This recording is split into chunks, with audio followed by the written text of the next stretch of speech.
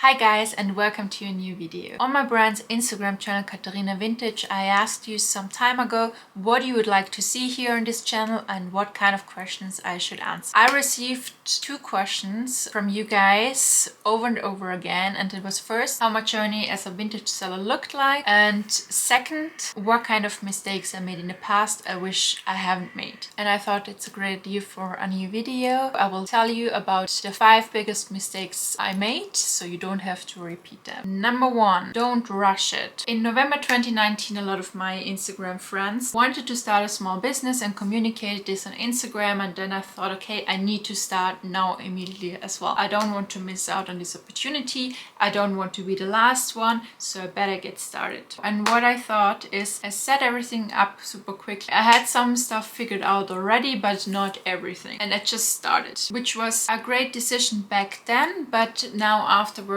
I think I could have taken some more time, because I think if you want to start a small business, you have to have the time to sit down and really think everything through in terms of branding, design, logo, target group. Now afterwards I would have loved to really take the time to sit down and first think about what kind of stuff I would like to sell, to whom I want to sell it, and then really figure out everything around that. I started my Instagram channel 1 week before my webshop with the first collection went live. It would have been much better if I would have started way earlier with my social media appearance than with my webshop and really create a huge buzz around it already. Or I could have started YouTube back then and really filmed the behind the scenes, the process of setting a brand up, of launching my first vintage collection and everything around that. It would have been so much easier if I would have started social media first and then launched my first collection. Number 2, don't think you have to do everything by yourself. It is great if you start a brand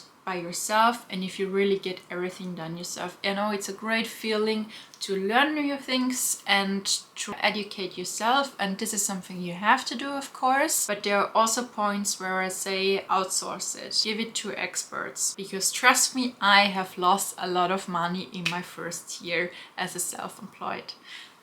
I have lost so much money. At the beginning of 2020, I sat down with a few people and discussed my business with them.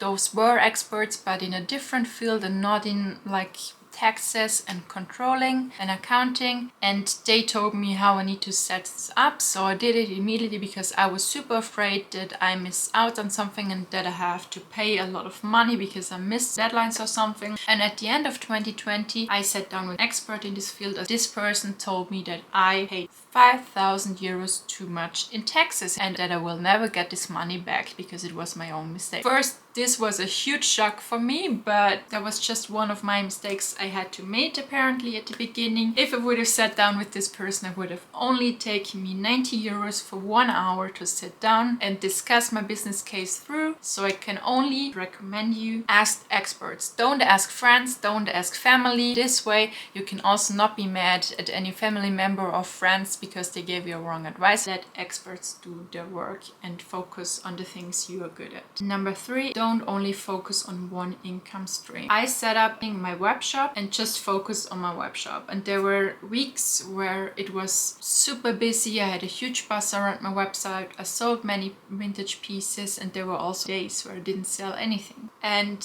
that's when I learned it's maybe better to have more than one income stream. Think about your small business and what you would like to set up, and then think about where can I sell my product? Is it only my own web shop? Is it on a platform like Etsy or Depop or something where you have to pay commission if you sell something, but you have a huge crowd on people who are just waiting to get your product in their hands? Or do you want to also sell online and offline? Do you want to sell in a pop-up? Do you want to create pop-up events, live shopping sessions on WeChat? Or do you want to start a second business as a YouTuber and just film your journey? Just think about if one income stream is enough for you, or is it maybe better that you get a second income from somewhere else? How stable is your business in an economic crisis? Don't think it's too late to set anything up. It's never too late to start, but just think about where you would like to sell your product and if this income stream will be enough, also if there are struggles and problems along the way. Number 4, don't outsource all your marketing. I think that's something something a lot of us experience right now. The Instagram algorithm changed again, and a lot of us reach fewer people than before. And I think especially for small business, this can be super harmful. From one day to another, you lose a huge customer base. You maybe end up with no sales for a week or month or whatever. So right from the beginning, think about where you would like to reach your target group. It's always a great idea to set up social media channel, but I would recommend you really to connect with your customers and build your own email list. Collect email addresses, ask people to subscribe to your newsletters,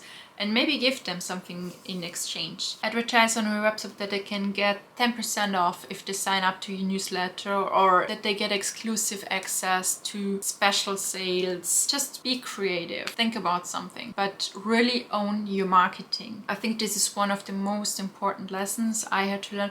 Own your marketing. I had the luck that I started email marketing already like a year ago, something way too late still. I should have started right from the beginning to collect all the email addresses, but better a little bit late than never. So really, first create your own email list and own your marketing, and then think maybe about 2 social media channels you would like to build up on. I would recommend you to start with 1 or 2 and get those started, and when you have a solid base of followers, you can think about a 3rd or 4th one. Number 5, don't hide. I think it has never been easier to start a small business than it is now. You don't need much money. You have the World Wide Web with a huge crowd of people who are just waiting to get to know your product, to get to know you. So put yourself out there. Don't be shy. Don't overthink it. Don't think what your family might think, what your friends think. Just put yourself and your message and your products out there and connect with as many people as possible. If the people see that you're enthusiastic about your product, that you really believe in what you're doing, they will help you. They will help you to reach more people. They will tell their friends about you. They will help you to connect with other people. They will help you to connect with experts. They will help you with their knowledge. So just go and put yourself out there. Connect with as many people as possible. Don't think as other people as your competitors. Just think that teamwork makes the dream work, right? I could have placed myself out there much more. And that's a thing I would recommend you to do from the beginning, really. And I think those 5 are really the biggest mistakes I made at the beginning, and I hope that this will help you to not repeat my mistakes. And if you have any questions, just drop them below. Yeah, and I'm super curious if there are other vintage sellers or other small business owners who experienced similar problems. I would be super interested to hear your story. Let me know in the comment field below what your biggest mistakes were at the beginning. Thanks so much for tuning in, and see you in my next video.